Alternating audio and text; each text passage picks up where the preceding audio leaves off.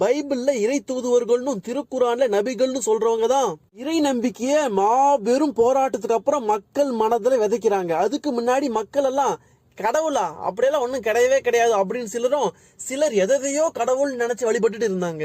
ஒரு கட்டத்துல மக்கள் எல்லாம் தர்மத்துக்கு மாறா செயல்பட்டுட்டு இருந்தாங்க. இந்த மாதிரி மனநிலை கொண்டிருந்த மக்களை இறை தூதுவர்கள்னு நபிகள்னு சொல்லப்படுறவங்க இறைவனோட அருளாலையும் இறைவனோட வழிகாட்டலாலையும் சுயநலத்துல இருந்து பொதுநலமாக மக்கள் மனதை ஒரு நிலைக்கு கொண்டு வந்து இறைவனோட அருமை இறையாண்மையோட மகிமையை புரிய வைக்கிறாங்க. இப்போ மக்கள் ஆரம்ப காலத்துல இருந்தே கடவுள் நம்பிக்கை இல்லாம தான் இருந்தாங்களான்னா அப்படி கிடையாது. அவங்களோட 10 தலைமுறைக்கு முன்னாடி அவங்களோட மூதாதையர்கள் எல்லாம் அதிக கடவுள் நம்பிக்கையோடவும் ஏன் கடவுளையே எதிர்த்து போரும் புரிஞ்சிருக்காங்க. அவங்க எதிர்த்து போர் புரிஞ்ச கடவுள் யார் தெரியுமா?